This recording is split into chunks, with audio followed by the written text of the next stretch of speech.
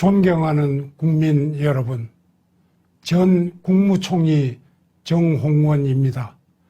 저는 오늘 피를 토하는 심정으로 국민 여러분께 절규하고자 이 자리에 섰습니다.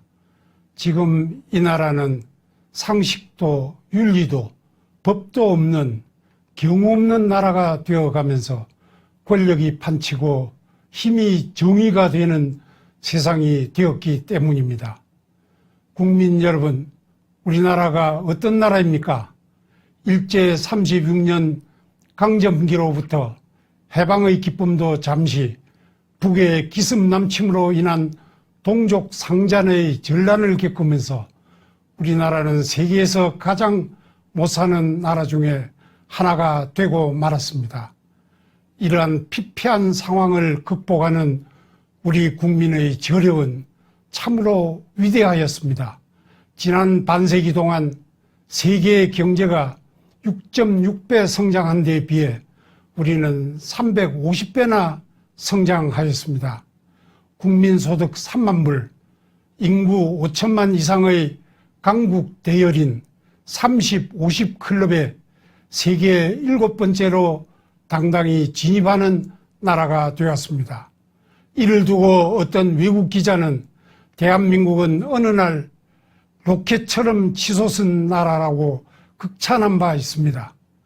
제가 총리 재임 시 아제르바이잔을 방문했을 때 그 나라 대통령은 자기 나라가 석유 생산으로 우선은 먹고 살만하지만 석유가 고갈된 이후의 롤 모델로 삼아야 할 나라는 바로 대한민국이라고 하면서 협력과 지원을 요청할 정도였습니다. 태국 등 동남아는 물론이고 중국, 러시아, 덴마크 등 세계 강국들도 우리나라에 대하여 각별한 관심과 우호적인 대우를 하려고 노력하는 모습도 보았습니다. 그때마다 가슴 저미도록 뿌듯함과 우리나라의 자랑스러움을 새삼 느끼곤 했습니다.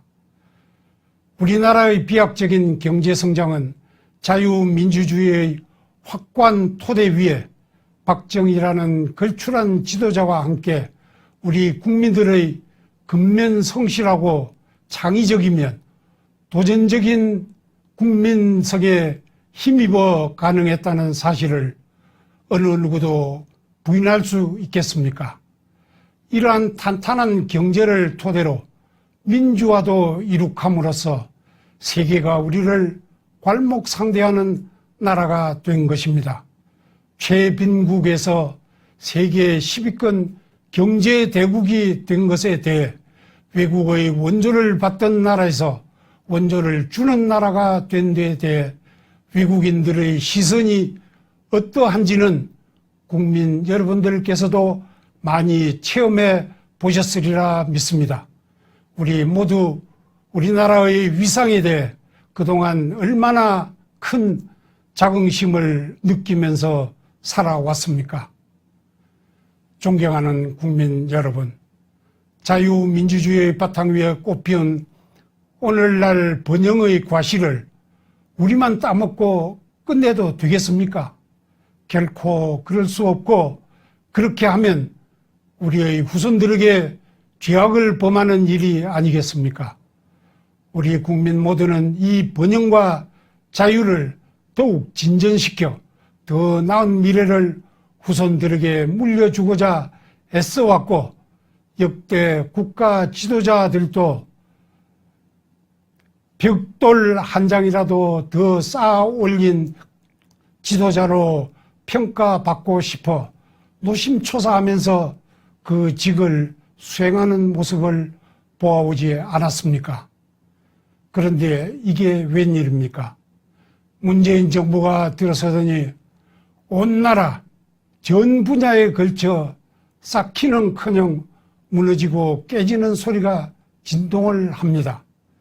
이 정권이 들어선 뒤 지난 3년을 되돌아보시면 이 정권이 무엇을 한 것으로 기억되며 무엇이 업적으로 떠올려지십니까?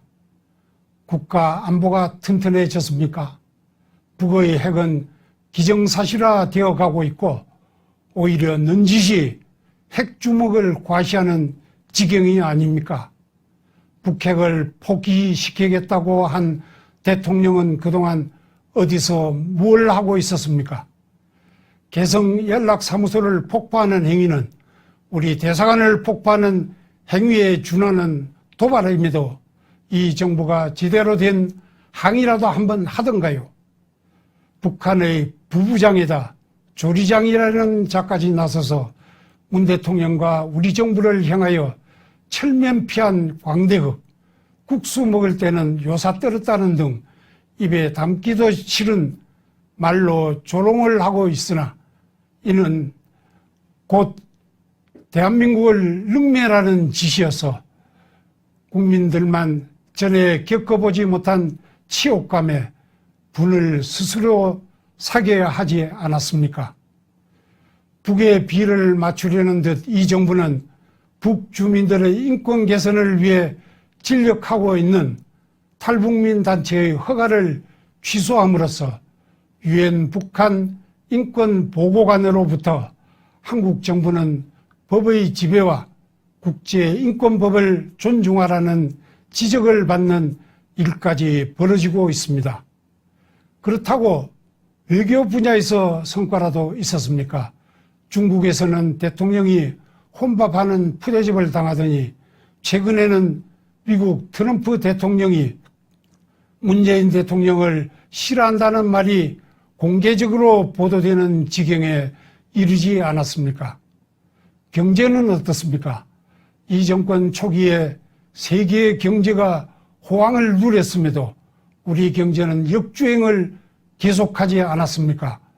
이 정부는 처음부터 헌법이 보장하는 시장경제의 원칙과는 반대로 최저임금, 주 52시간 근무제, 원전 폐지 등 사회주의적 계획경제 방향으로 치달았습니다.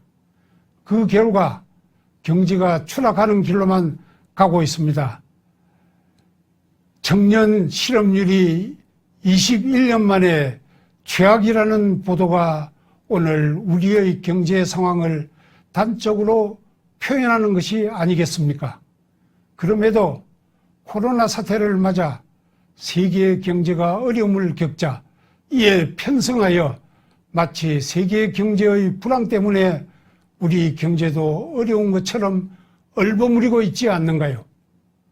특히 주택 문제는 온 국민의 삶과 직결되는 것임에도 수요와 공급의 균형을 이루는 시장 경제 법칙을 따르지 않고 세금으로 억눌려 가격 상승을 막으려고 하다가 선량한 1주택자까지 세금 폭탄에 허덕이게 만들고는 이제 두 손 들다시피 하는 상황에 이르고 있지 않는가요?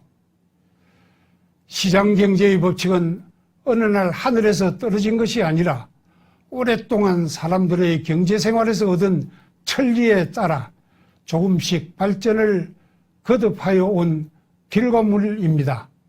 그렇기 때문에 세계의 많은 경제학자들도 현재로서는 최선의 제도라고 인정하는 것입니다. 이를 망각하면 역천자는 망한다는 사실을 깊이 새겨야 할 것입니다.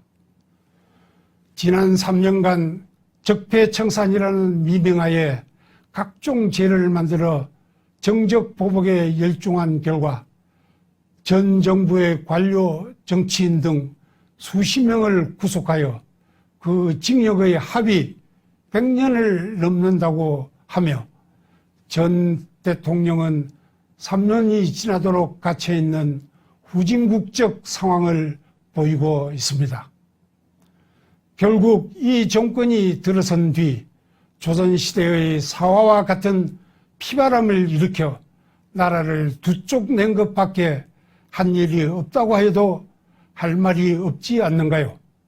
대통령 취임사를 실현한 유일한 것이 한 번도 경험하지 못한 나라를 만들었다는 것 아닌가요?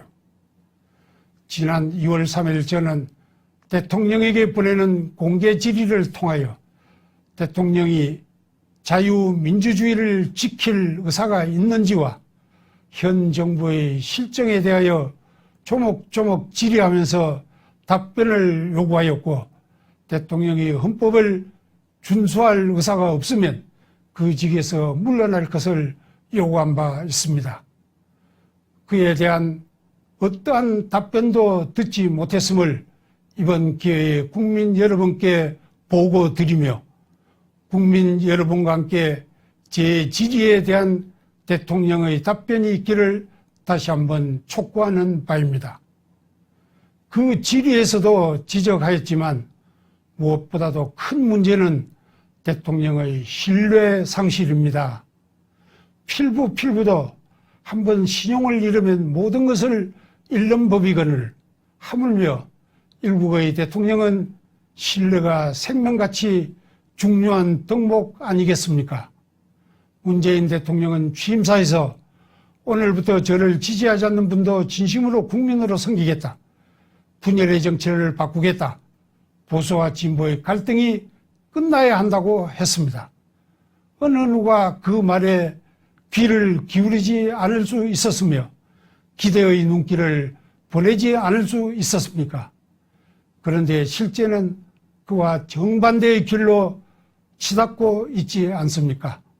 그뿐만 아니라 권력기관의 독립, 적세적소 인사, 기회평등, 과정공정, 결과 정의를 주창한 취임사 어느 구절도 그 길을 지향한 흔적이 없고 오히려 역행하고만 있으면 우리 모두 몸으로 느끼고 있는 사실이 아닌가요?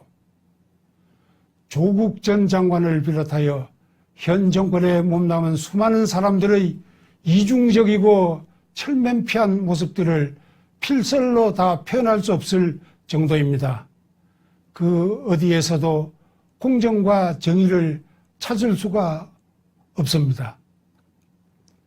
대통령이 검찰에 대하여 노골적으로 수사 지시를 하는가 하면 여당 주변 인사들이 검찰총장을 대놓고 위협하고 있으니 참으로 전대미문의 일들이 벌어지고 있습니다. 과거 우파 정부에서 이런 일이 벌어졌다면 지금 정권의 사람들이 무엇이라고 외쳤을지 지난날의 녹음을 들으면서 다시 한번 자문해 볼 것을 권고합니다. 윗사람이 예를 모르고 아랫사람이 배움이 없으면 나라를 해치는 백성이 날마다 일어나게 되어 나라가 위태롭게 된다고 한 맹자의 말씀이나 윗물이 맑아야 아랫물이 맑다는 격언처럼 대통령이 시건을 하면 온 나라의 법도 윤리도 상식도 없는 경우 없는 사회가 되어버릴 수밖에 없는 일입니다. 여성의 인권을 주창하던 자가 여성을 성추행하고 위안부의 인권을 외치던 자가 위안부를 사리사욕에 이용하며 반미를 외치던 자가 자녀는 미국 유학을 보내는 이런 구역질나는 위선을 언제까지 보고만 있어야 합니까? 문재인 대통령은 이번 21대 국회 개원연설에서 공수처, 부동산 문제와 관련하여 협치를 강조하였습니다. 협치는 상대방을 인정하고 서로 양보하면서 타협하는 것이지 상대방을 무시하는 안하무인의 태도로 상대방만의 양보를 기대하는 것이 아닙니다. 그것은 협치가 아니라 독치이며 상대방의 맹종을 요구한 것에 다름 아닙니다. 국회 법사위원장을 야당이 맡는 것은 오랜 전통이 되다시피 하였음에도 이를 무시한 것을 비롯하여 국회의 전 상임위원장을 여당이 독차지하는 상상 밖의 의회 독재를 하면서 협치라는 말이 어떻게 나올 수 있는가요? 대통령은 먼저 여당에 의회 독재 문제부터 시정하도록 요구한 뒤 협치 운운하는 것이 순리입니다. 존경하는 국민 여러분, 최근의 여러 정황은 우리를 더욱 참담하게 만들고 있습니다. 북한의 6.25 기습남침으로 국가 존망의 위기에 직면하였을 때 국군 용사들의 목숨을 내건 사투는 우리가 모두 영원히 기억하면서 추앙하여야 할 일입니다. 미국이 전쟁 영웅을 어떻게 대우하는지 우리는 감동 어린 눈으로 보아오지 않았습니까? 뛰어난 정과를 올려 나라를 구하는 데 일조한 백선엽 장군이 별세하였음에도 정부는 국가적인 추모의 장을 만들어 기릴 생각은 추호도 하지 않았습니다.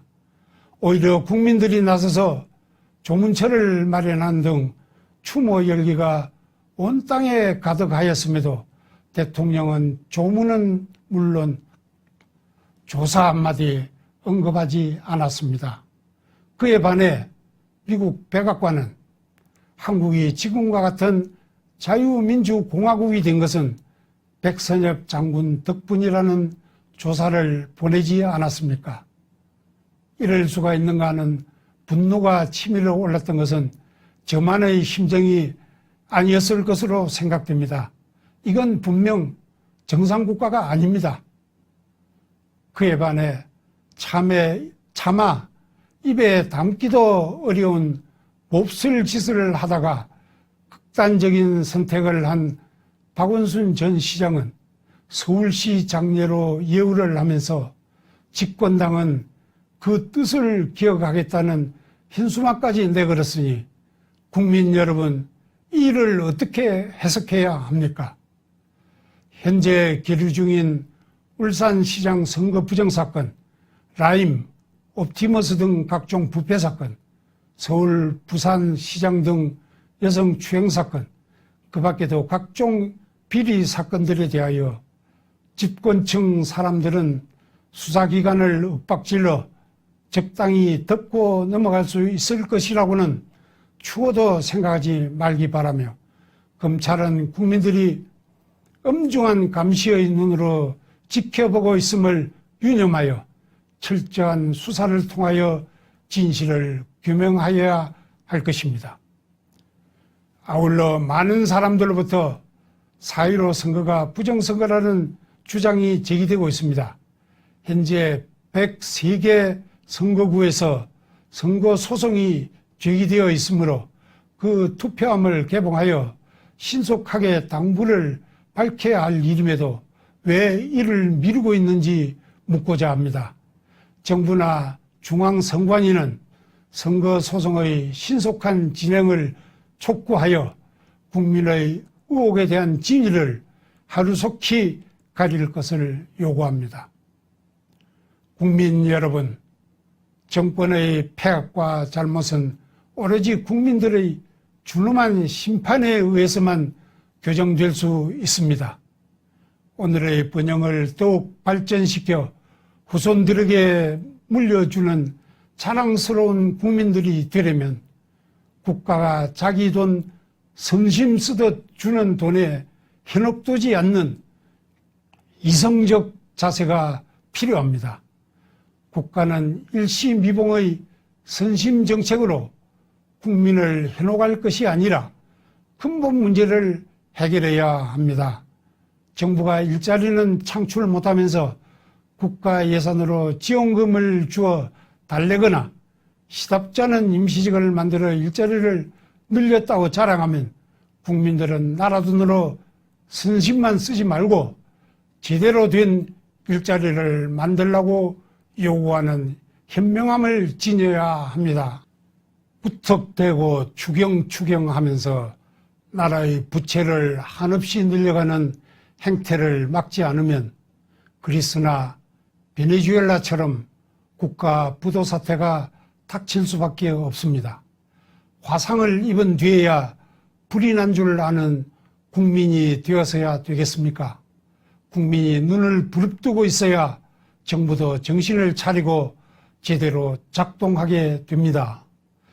이 기회를 빌려 법원과 검찰에 한 말씀 드리고자 합니다. 사법기관이 존재하는 이유는 국가와 사회의 정의를 세우기 위함이 아닙니까? 천지가 무너지더라도 사법기관이 정의를 지키면서 국민의 자유와 권리를 찾아주는 최후의 보루가 되어야 합니다. 판사, 검사 여러분들은 오로지 정의의 사도라는 자긍심을 갖고 훗날 역사에 내가 어떻게 기록될 것인가 하는 것을 늘 마음에 새기면서 직에 임해 주실 것을 부탁드립니다. 지금 지지부진한 각종 비리 사건 수사나 상식에 부합하지 않는 판결에 대하여 법원 검찰의 깊은 성찰이 있으시기를 국민의 한 사람으로서 간곡히 당부합니다. 또한 언론에 대하여도 한 말씀 드립니다. 언론은 사회의 공기로서 파수꾼과 같은 역할을 하여야 하지 않는가요? 이를 위해서는 진실, 정확, 공정이 생명일 것입니다. 이 정부 들어 언론 환경이 매우 열악해졌습니다만 언론인 여러분들도 스스로 소금의 사명을 다하고 있는지 한 번쯤 성찰해 보시기를 바랍니다. 비판할 것을 못하고 왜곡하여 기사를 낸다면 그 기록들이 두고두고 여러분의 양심을 괴롭힐 것임을 새겨주시기 바랍니다. 마지막으로 야당에게 한 말씀 드립니다. 여러분들은 집권 세력이 잘못된 길을 갈 때 이를 바로잡기 위해 존재하지 않습니까? 지금 폭정에 신음하는 국민들은 나라가 흔들거리는 모습을 억장이 무너지는 심정으로 지켜보면서 제대로 된 나라, 제대로 된 정치를 할 정당을 간절히 희구하고 있습니다. 무엇보다 자유민주주의와 국가 안보 그리고 시장 경제를 확고히 지켜줄 정당, 그리하여 국민들이 안정된 삶을 누릴 수 있게 되기를 간절히 소망하고 있습니다. 현재의 국가 상황으로는 그것은 야당만이 할 수 있는 일임을 국민들은 잘 알고 있기에 그 의지가 확고한 야당을 갈망하고 있습니다. 그러나 지난 총선 과정에서 이 정권을 심판해야 한다는 국민들의 뜨거운 열망을 담아내기는커녕 공천 파동과 막말 시비에 후적되다가 오히려 심판을 당하는 모습을 보면서 실망을 넘어 분노하는 국민들이 많다는 사실을 야당 인사들은 깊이 새겨야 할 것입니다.